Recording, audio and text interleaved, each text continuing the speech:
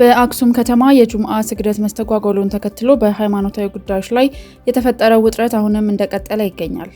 ማይናማር አዲሱን ዓመት ምክንያት በማድረግ የቀድሞው ፕሬዝዳንት ዊን ሚንትንን ጨምሮ በሺዎች የሚቆጠሩ እስረኞችን በምህረት ፈታለች። ሩሲያ ከመካከለኛው እስያ የመጡ ስደተኞችን በማስፈራራትና በማገት ለዩክሬን ጦርነት እየተጠቀመችባቸው መሆኑን የወጡ መረጃዎች አመልክተዋል። ኢራን ስልታዊ ጠቀሜታ ያለውን የሆርሙዝ ሰርጥ መስመርን ለንግድ መርከቦች ክፍት ማድረጓን ተከትሎ የዓለም ነዳጅ ዋጋ ቅናሽ እያሳየ ይገኛል። የቀድሞ የአልባማ ተጫዋች ሉተር ዴቪስ ሰው ሰራሽ ጸጉርንና ሜካፕ በመጠቀም የኤንኤፍኤል ኮከቦችን በመምሰል የ$20 ሚሊዮን ዝርፊያ መፈጸሙ ተሰምቷል። ለቤታችን አዲስ የሆናችሁና ከቀናችሁ ላይ 8 ደቂቃዎችን ብቻ በመስጠት የዓለምን አሁናዊ ሁኔታ ለመረዳትና ለመገንዘብ እዚህ የተገኛችሁ የዩቲዩብ ገጻችንን ሰብስክራይብ በማድረግ በየዕለቱ አዳዲስና ወቅታዊ መረጃዎችን ያገኙ። የእናንተ ሰብስክራይብ ማድረግ ለኛ ትልቅ ብርታት መሆኑን አምናችሁ ሰብስክራይብ ያደረጋችሁንን ደግሞ ከልብ እናመሰግናለን። መረጃዎቹ ለሚያስፈልጋቸውና ለሚገባቸው በሙሉ እንዲደርስ ላይክና ሼር በማድረግ የበኩላችሁን እንድትወጡ እንጋብዛለን። ፈጣን ዜና፣ ታማኝ መረጃ፣ ዓለምን በ8 ደቂቃ አብራችሁን ቆዩ። ወደ ዝርዝሩ እናልፋለን።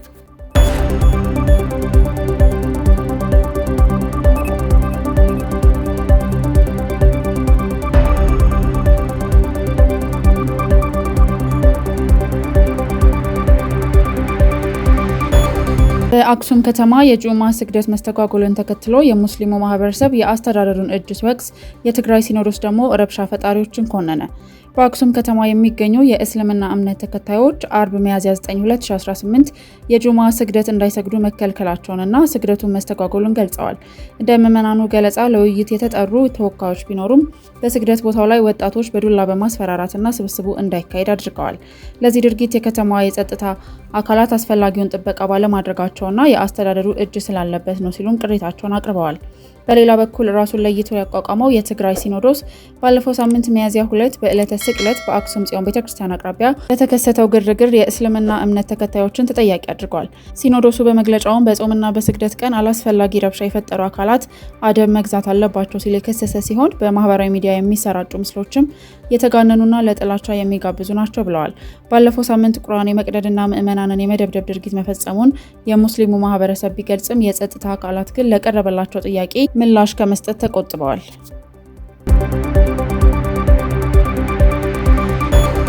በመካከለኛው ምስራቅ የሚደረገው የጦርነቱ ጥላና የዲፕሎማሲ ፍጥጫ እንደቀጠለ ቢሆንም የዓለም የነዳጅ ደም ስር የሆነው የሆርሙዝ ሰርጥ ግን መከፈቱ አዲስ ዜና ሆኗል።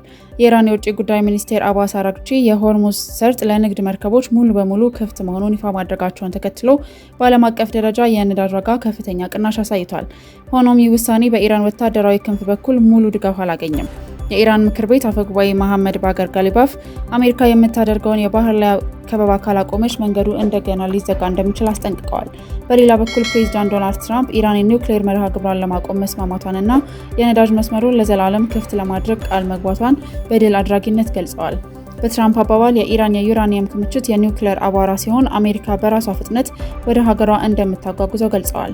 በሊባኖስ በኩል ደግሞ የእስራኤልና በሂዝቦላ መካከል የ10 ቀናት የተኩስ አቁም ስምምነት ተጀምሮ ዜጎች ወደ ቤታቸው እየተመለሱ ቢሆንም የእስራኤሉ ጠቅላይ ሚኒስትር ቤንያሚን ኔታንያሁ ግን ሂዝቦላን የማጥፋት ስራችን ገና አላበቃም በማለት ዳግም ጥቃት ሊሰነዘር እንደሚችል ፍንጭ ሰጥተዋል። በአጠቃላይ ቀጠናው በሰላም ተስፋና በጦርነት ስጋት መካከል ይገኛል።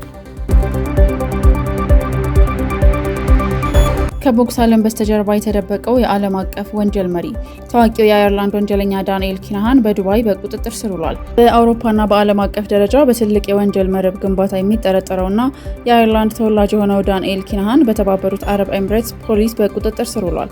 ኪናሃን ከዚህ ቀደም በዱባይ በነጻነት ሲኖር የቆየ ቢሆንም የአየርላንድ መንግስትና ዱባይ እንደ አውሮፓውያን አቆጣጠር በ2025 ባደረጉት የሁለትዮሽ የወንጀለኞች አሳልፈው የመስጠት ስምምነት መሰረት በቁጥጥር ስር ሊውል ችሏል። የዱባይ ፖሊስ እንደገለጸው ኪናሃን በቁጥጥር ስር የዋለው የአየርላንድ ፍርድ ቤት በከባድ ወንጀል ክስ የመያዣ ትዕዛዝ ካወጣበት ከ48 ሰዓታት ባነሰ ጊዜ ውስጥ በተደረገ ልዩ ክትትል ነው። ዳንኤል ኪናሃን ከወንጀል ዓለም በተጨማሪ ኤምቲኬ ግሎባል የተሰኘውን የታዋቂ ቦክሰኞች አስተዳዳሪ ድርጅት በመመስረት የሚታወቅ ሲሆን እንደ ታይሰን ፊዮሪ ያሉ ታዋቂ ስፖርተኞችንም ሲያማክር ቆይቷል። አሁን ግን በቁጥጥር ስር ማዋሉ ለተደራጁ የድንበር ተሻጋሪ ወንጀለኞች ትልቅ ማስጠንቀቂያ መሆኑን የአየርላንድ ፖሊስ ገልጿል። የቀድሞ የአልባማ ተጫዋች በሰው ሰራሽ ጸጉርና ሜካፕ ተጠቅሞ የኤንኤፍኤል ተጫዋቾችን በመምሰል የ$20 ሚሊዮን ዝርፊያ ፈጽሟል። ቀድሞ የዩኒቨርሲቲ ኦፍ አልባማ ተከላካይ ሉተር ዴቪስ የኤንኤፍኤል ኮከቦች ተጫዋቾችን በመምሰልና ማንነታቸውን በመስረቅ በቢሊዮን የሚቆጠር ብር የማጭበርበር ክስ ቀርቦበታል።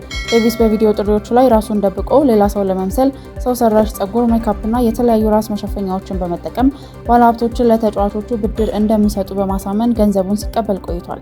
አቃቤ ሕጉ ገለጻም ዴቪስ በ2024 መጀመሪያ ላይ በአንድ የቅንጦት ሆቴል ሆኖ በቪዲዮ ጥሪ ራሱን እንደ አንድ ታዋቂ የኤንኤፍኤል ተጫዋች በማቅረብ $4 ሚሊዮን ብድር ተቀብለዋል። ይህንኑ ዘዴ በተደጋጋሚ በመጠቀም የሌሎች 3 ተጫዋቾችን ማንነት በመስረቅ በሚሊዮኖች የሚቆጠሩ ገንዘብ በመውሰድ በቁጥጥር ስር ውሏል። ዴቪስና ግብረ አበሩ ሲጄ ኤቪንስ በቀረበባቸው የማጭበርበርና የማንነት ስርቆት ወንጀል ጥፋተኛ መሆናቸውን በሚያዝያ ወር መጨረሻ ላይ ለፍርድ ቤት ያሳውቃሉ ተብሎ ይጠበቃል።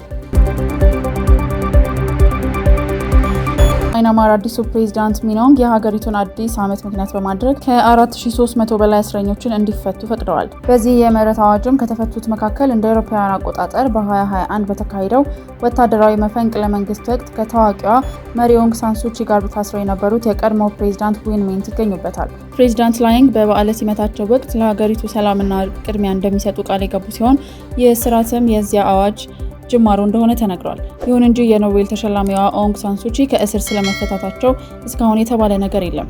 የ80 ዓመቷ ሱቺ በተለያዩ የፖለቲካ ክሶች የ27 ዓመት እስራት የተፈረደባቸው ሲሆን አሁን ግን ቅጣታቸው በ1/6 እንዲቀነስላቸው ተደርጓል። ይህም በቀሪው የእስራት ዘመናቸው በቤት እስር ቤት እንዲቆዩ እድል ሊሰጣቸው እንደሚችል ግምቶች አሉ። በማይናማር በፖለቲካ ምክንያት የታሰሩ ዜጎች ቁጥር ከ30,000 በላይ እንደሚሆን የሰብአዊ መብት ተሟጋቾች ይገልጻሉ። ሩሲያ ከመካከለኛው እስያ የመጡ ስደተኞችን አስገድዳ ወደ ጦርነት እየማገደች ነው። በሩሲያ ሴንት ፒተርስበርግ ከተማ በፖስታ አጓጓዥነት ይሰራ የነበረው የ26 ዓመቱ አሜሪካዊ ባልሰራ ወንጀል ታስሮ በደረሰበት ወከባና ወደ ግንባር ካልሄድክ በወህኒ ቤት ትደፈራለህ በሚል ዛቻ ለዩክሬን ጦርነት እንዲሰለፍ ተገዷል። ሳሎሂድኖቭ በጦር ግንባር ላይ የነበረው የህይወት የመቆየት እድል 4 ወር ብቻ ቢሆንም እርሱ ግን ለዩክሬን ጦር እጁን በመስጠት ተርፏል። እንደ ሳሎሂድኖቭ ያሉ በ10 ሺዎች የሚቆጠሩ ከታጂኪስታን፣ ኡዝቤኪስታን እና ኪርጊስታን የመጡ ስደተኞች የመኖሪያ ፈቃዳቸው ተቃጥሏል በሚል ሰበብ እየታደኑ ለጦርነት ይማገዳሉ። የሩሲያ ዋና አቃቤ ሕግ አሌክሳንደር ባስትሪክን በ2025 ብቻ 20,000 የሚሆኑ ስደተኞችን ወደ ጦር ግንባር መላካቸውን በኩራት ተናግረዋል። እነዚህ ስደተኞችም በቂ ስልጠና ሳያገኙና በቂ ትጥቅ ሳይሰጣቸው ወደ ሞት እንደሚላኩ የሰብአዊ መብቶች ተሟጋቾች እየገለጹ ይገኛሉ። የስፔኑ ጠቅላይ ሚኒስትር ፔድሮ ሳንቼዝ በዓለም አቀፍ ደረጃ ለሚገኙ የግራ ዘመን ፖለቲከኞች እንደ ጀግናና ተጽዕኖ ፈጣሪ መታየት ጀምረዋል። ሳንቼዝ በስደት በታዳሽ ኃይልና በሰብአዊ መብቶች ዙሪያ የሚከተሉት ሊበራል አቋም እንዲሁም ከፕሬዝዳንት ትራምፕ ጋር በታሪፍና በኢራን ጦርነት ዙሪያ ፊት ለፊት መጋጠማቸው ትልቅ አድናቆትን አስርፎላቸዋል። ሆኖም በገዛ ሀገራቸው በስፔን ያለው እውነታ ከዚህ የተለየ ነው። በሀገር ውስጥ ያሉ ተቃዋሚዎችና ተንታኞች እንደሚሉት ከትራምፕ ጋር የሚደረገው ዓለም አቀፍ ፍጥጫ ሳንቼዝ በሀገር ውስጥ የገጠሟቸውን የሙስና ቅሌቶችና የፖለቲካ ውድቀቶች ህዝቡ እንዲረሳ የሚያደርግላቸው የህይወት አደን ስጦታ ነው። ሳንቼዝ ስልጣን ላይ ለመቆየት ማንኛውንም አይነት ስምምነትና ለውጥ ለማድረግ ወደ ኋላ የማይሉ ተለዋዋጭ መሪ ተብለው ይጠራሉ። በሚቀጥለው ዓመት የሚካሄደው ምርጫ ለማሸነፍና ቀኝ ዘመን ፓርቲዎች ስልጣን እንዳይዙ ለማድረግ ዓለም አቀፍ ግጭቶችን እንደ ፖለቲካ ጋሻ እየተጠቀሙባቸው ይገኛሉ ተብሏል። የዛሬው የዜና 08 መረጃዎቻችን ይህንን ይመስሉ ነበረ። በየዕለቱ አዳዲስና ወቅታዊ መረጃዎችን ለማግኘት የዩቲዩብ ገጻችንን ሰብስክራይብ ያድርጉ፣ የደወል ምልክቷን የሚጫኑ እንዲሁም በፌስቡክ እና በቲክቶክ በፈለጉት አማራጭ የሚያገኙናል። ፈጣን ዜና፣ ታማኝ መረጃ፣ ዓለምን በ8 ደቂቃ። እናመሰግናለን።